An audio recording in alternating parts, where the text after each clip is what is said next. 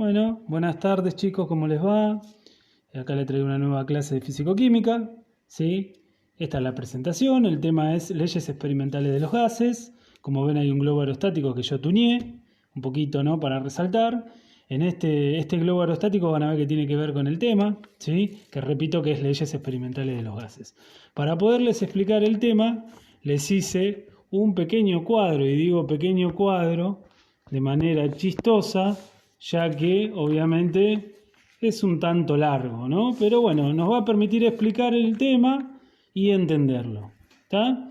Vamos a arrancar por lo que es las variables de estado, de donde estábamos explicando. Prestar mucha atención en lo que les estoy explicando y obviamente tomar nota que va a ser la actividad. Las variables de estado que nosotros estuvimos hablando son las siguientes: la presión, el volumen y la temperatura. Ya las conocemos. Presión es la fuerza aplicada a una superficie, en este caso es el choque de las partículas contra un recipiente, las partículas gaseosas, estamos hablando de los gases. El volumen es el lugar que ocupan los gases, el espacio que ocupan los gases. Y la temperatura es el movimiento de las partículas del gas, ¿no? Que mientras más energía tengan, más se mueven, mientras menos energía tienen, menos se mueve. Tiene que ver con la teoría cinético-molecular. ¿Está? Estas tres variables nos dan una relación matemática, ¿sí? Nos van a dar una ecuación, estas tres variables que venimos trabajando hasta ahora, que se va a llamar ecuación general de estado de un gas ideal, ¿sí? Esta ecuación, llamada ecuación general de estado de un gas ideal, es la siguiente. Sostiene que la presión por el volumen es igual a N, que es la cantidad de moléculas, sería la masa. ¿Se acuerdan que les había dicho que la masa también es, de alguna manera, otra variable de estado de los gases? Por la R, que vendría a ser una constante universal, es un numerito que es universal para todos los gases, por la temperatura. Es una ecuación que describe un gas ideal. ¿Por qué ideal? Porque no es un gas real. No todos los gases tienen las mismas propiedades. ¿Está? ¿De dónde surge esta ecuación? Tremenda ecuación que parecería complicada, así como la vemos, ¿no? Vamos a calcular, así que no se asusten, ¿sí? Va a surgir de la investigación de varios científicos que vamos a estar hablando ahora un poquito más abajo. Pero surge a partir de esa investigación de esta ecuación. Esta ecuación dice lo siguiente, que la presión 1 por el volumen 1 dividido la temperatura 1 es igual a la presión 2 por el volumen 2 dividido la temperatura 2. Ahora ustedes dirán, lindo quilombo, pero ¿esto de dónde sale? Bueno, esto va a provenir de distintos experimentos hechos por varios científicos. Desde el siglo XVII, mitad del siglo XVII, 1650 más o menos, un poquito más, hasta lo que sería principios del siglo XIX, principios del siglo de 1800, hasta la primera década de 1800. ¿Sí? Los científicos que van a intervenir son varios. Son 4 en realidad, no varios. Son Robert Boyle, Ed Marriott, ¿sí? Jacques Charles y Gay Lussac. ¿Está? Ahora, ¿de qué manera intervienen? A mitad del siglo XVII, Robert Boyle le gustaba experimentar mucho con tubitos, con distintas cosas que él hacía.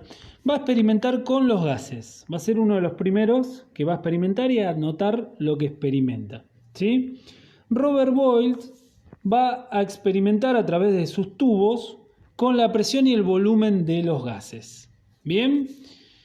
Lo que pasa con Boyle es que termina de publicar lo que ahora les voy a estar explicando, que está acá, ¿sí? Va a terminar de experimentar, pero no logra determinar qué variable estaba de alguna manera constante. No, constante quiere decir que no ni bajaba ni subía, se mantenía siempre igual, que no era otra que la temperatura, ¿sí? Como Boyle publica su estudio allá por un poco más de mediados del siglo XVII, y no lo publica completo, Ed Marriott va a publicar la constante, la variable constante. Entonces, esta ley es la ley de los dos. Boyle la empezó y Marriott la terminó por cerrar. Es la ley de Boyle y Marriott, la primera ley. ¿Qué sostiene esta primera ley? Lo siguiente, sostiene que la presión 1 por el volumen 1 es igual a la presión 2 por el volumen 2. Quiere decir esto, cuando hay un por acá en física, que es inversamente proporcional, es diferente. ¿Qué significa esto?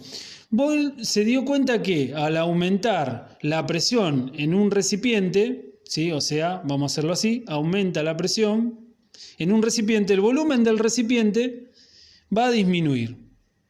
¿Sí? Aumento la presión, disminuye el volumen. Cuando disminuía la presión, aumentaba el volumen. Esto siempre a temperatura constante. La temperatura no se modificaba, podía ser temperatura ambiente, ponerle 15 grados. ¿Sí? Que esto obviamente lo propuso Marriott, por eso la ley de los dos. Un ejemplo de esto es lo que tengo acá, la jeringa. ¿Sí? Pensémoslo así, la jeringa tiene un émbolo. ¿Sí? Muy parecido a los recipientes que usaba Robert Bolt. ¿Qué pasa? Imaginemos que esta jeringa acá adentro, cuando yo hago este mecanismo, disminuyo la presión en la jeringa, ingresa aire, que es gas. Varios tipos de gases, ¿no? Cuando presiono el émbolo, que es esto, el émbolo, cuando presiono el émbolo, automáticamente aumenta la presión.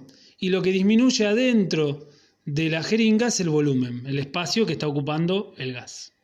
Ahí tenemos entonces, a mayor presión, menor volumen. Ahora todo lo contrario. Si yo disminuzco la presión, el volumen aumenta.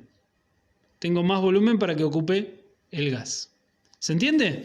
Esa es la primera ley que estamos estudiando. La segunda ley va a ser propuesta a finales del siglo XVIII y principios del siglo XIX. Propuesta por Jacques Charles, que ya lo hemos charlado un poquito sin que yo lo haya mencionado, ¿sí? Este señor Jacques Charles va a estudiar cómo influye la temperatura sobre el volumen, siempre a una presión constante, sin mantener ni aumentar ni disminuir una presión, ¿sí? Y va a llegar a una conclusión. El problema es que Jacques Charles, que ahora voy a estar explicando, no publica esto, ¿sí? Era un inglés. Y el francés Joseph Gay-Lussac llega a los mismos resultados a los cuales lo publica. Pero como la comunidad científica estaba al tanto de los estudios de Jacques Charles, la ley es de los dos. Se llama ley de Charles y Gay-Lussac. ¿Sí? ¿Qué sostiene? Que el volumen 1 dividido la temperatura 1 es igual al volumen 2 dividido la temperatura 2. ¿Cómo se leería esto? Que el volumen es proporcional a la temperatura, distinto de este, que era inversamente proporcional cuando hay un por. Cuando hay un dividido es proporcional. O sea, ¿qué significa? Esto significa que si yo aumento la temperatura en un recipiente cerrado, ¿no? A presión constante siempre, no disminuyo ni aumento la presión, automáticamente aumenta el volumen. Se dan cuenta que es al revés que este, que aumentaba uno y disminuía, por eso este era inversamente proporcional.